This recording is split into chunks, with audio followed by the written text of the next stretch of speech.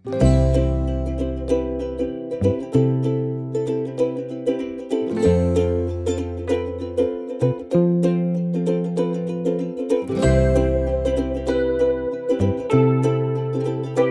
Friend, नमस्कार. कसे आहात सगळे? मजेत आहात ना? चला तर म्हैसूर पाकची रेसिपी तुमच्यासोबत तर शेअर करणारच आहे मी.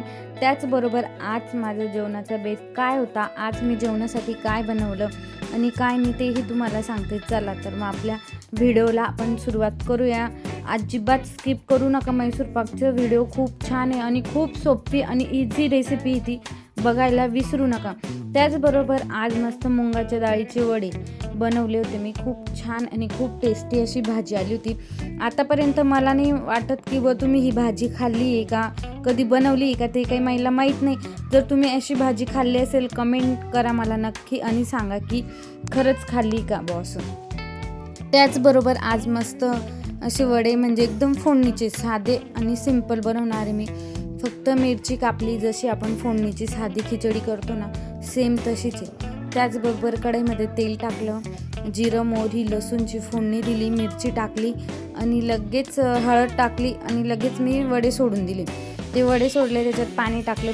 जे वडे जोपर्यंत शिजत नाही तोपर्यंत आपण भाजी शिजवायची. जास्तही शिजवायची नाही, कारण की ती भाजी अशी पातळ पातळ पाण्यासारखीच खातात ती. त्यासोबत मस्त अशी बाजरीची भाकर, काला मोडून अशी मस्त बाजरीची भाकर बनवली. खूप छान आणि खूप टेस्टी लागते बाजरीची भाकरी. आणि त्याचबरोबर आज आहे ना म्हैसूर पाकचा व्हिडिओ बनवण्याचं कारण असं होतं की चला म्हटलं काहीतरी बनवू. कुशचंही चालू होतं, मम्मा गुलाबजामुन कर, मम्मा गुलाबजामुन कर. म्हटलं चला आता गुलाबजामुनचं साहित्य तर नाही आहे काही घरात. मग असेच व्हिडिओ बघितला यूट्यूबला, तर म्हैसूर पाकचा व्हिडिओ बघितला. चला म्हटलं आज मस्त कुशला म्हैसूर पाक वगैरे खाऊ घालून देऊ म्हटलं. मग एवढा टेस्टी आला तर एवढं टेस्टी आलं आता ना, खूप छान आला तर. त्याचबरोबर माझी भाकरही बघा किती छान आणि किती फुलली. माझी भाकरही मस्त आली होती. मी मस्त भाकरीचा काला मोडला, काला मोडून मस्त खाल्ली. एवढी टेस्टी लागत होती ना ही भाजी, खूप टेस्टी लागत होती. त्याचबरोबर मी लगेच किचन आवरून घेते, कारण की ना नंतर आपल्याला टेन्शन नको. जेवण झालं ना नुसतं भांडे घासायचे, मग झालं आपलं. आता बरेचसेपैकी मी भांडे बी घासून घेतले आधीच. आता जे भांडे घासले ते आधीचे ते मी मस्त ज्याच्या त्याच्या जागेवर ठेवून देते. आणि त्याचबरोबर आज मी दही लावली होती आणि ते वडे मी भिजवले होते ना, बाजरीचे वडे नाही गव्हाचे वडे होते ते मी मस्त भिजवून, मला खूप आवडतात ते खायला, पण ते मला भेटलेच नाही, ते कुशनेच खाल्ले.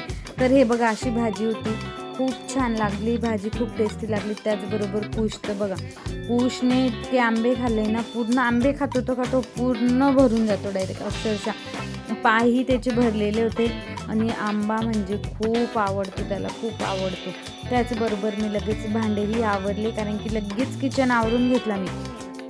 किचन आवरला, अशीच बसलेली होती. कुशचं म्हणणं झालं मम्मी बनव. म्हटलं आता चला, म्हटलं आता लगेच बनवतो. ही बॉटल कुशची मी एवढा ओपन करण्याचा प्रयत्न केला तर ती माझ्याकडून ओपनच झाली नाही. त्याचबरोबर मी तशीच ठेवून दिली. आता तिला कुशचे पप्पा ओपन करतील. त्याचबरोबर चला तर मग आपण आपली म्हैसूर पाकचा व्हिडिओ करूया. तर 1 वाटी बेसन घेतलं आहे मी. ते मस्त चाळून घ्यायचं, बेसन पूर्ण चाळून घ्यायचं, कारण की चाळलं ना मग एकदम छान येतं ते. आणि त्याचबरोबर जेवढ्या वाटी बेसन पीठ घेतलं आहे ना तेवढ्या वाटी तूप घ्यायचं. तूपचं प्रमाण हे खूप भरपूर यूज करतात. जेवढं तूप घेतलं ना आपण तेवढं जास्त चांगलं असतं. त्याचबरोबर जे बेसन पीठ आपण चाळलं होतं त्याच बेसन पीठमध्ये एकदम थोडंसं तूप टाकायचं आणि ते हलवायचं. बेसन पीठनेच त्याला हे करायचं, भिजवायचं आणि त्याच्यात गठोळ्या नको व्हायला तोपर्यंत त्याला हलवायचं. त्याचबरोबर इकडे लगेच पाक बनवायची तयारी करते. अर्धी वाटी साखर घेतली आणि पाणी टाकलं. तर तुम्ही पाक बघू शकता, जोपर्यंत त्याला असा तार येत नाही तोपर्यंत आपल्याला पाक बनवायचा आहे. त्याचबरोबर जे पीठ आपण भिजलेलं होतं ते त्याच्यात टाकून द्यायचं. ते खूप हलवायचं, म्हणजे खूप त्याला जोपर्यंत असं खमंग त्याचा वास येत नाही ना तोपर्यंत त्याला शिजवत राहायचं. तरी 15-20 मिनटं तरी शिजवायचं, जोपर्यंत ते असं घट्टसर होत नाही तोपर्यंत. त्यानंतर लगेच तूप गरम करायचं. जे उरलेलं तूप आहे त्या साईडला गरम करायचं, तूप पण चांगलं गरम करायचं. त्याचबरोबर एकदा तूप टाकलं की त्याला 5-1 मिनटं तरी हलवायचं. 5-1 मिनटं हलवल्यानंतर लगेच सगळं जेवढं तूप होतं ना तेवढं तूप थोडं एक चम्मच टाकून असं त्याला पूर्ण हलवायचं. मग त्याला जो जाळी येते ना, मग तेव्हा समजायचं की बुवा आपलं पीठ एकदम व्यवस्थित झालेलं आहे. तर तुम्ही बघू शकता माझं पीठ किती जाळी आलेली माझ्या पिठाला. खूप छान, कढई ही खूप भरते पण मग रेसिपी एकदम छान आहे. त्यानंतर मी शेवट लगेच असे तरी 1 चम्मच तूप मी थोडं जास्तच घेतलं होतं, कारण की जेवढं तूप घेतलं ना तेवढं चांगला हा असतो मैसूर पाक. एकदम हॉटेलसारखा आणि एकदम टेस्ट. तुम्ही बघू शकता मी पूर्ण वाटीत तूप टाकून परत 1 चम्मचही जास्त घेतलेलं होतं. तर तुम्ही बघू शकता आपला मैसूर पाक किती छान आणि किती छान डब्यात बसलेला आहे. हे बघ किती जाळी आलेली आणि तूप बघा किती छान दिसतंय वरती. ते गरमच होतं तोपर्यंतच मी त्याला कट केलं आणि कट करून त्याला थोडा वेळ थंड होऊ दिलं.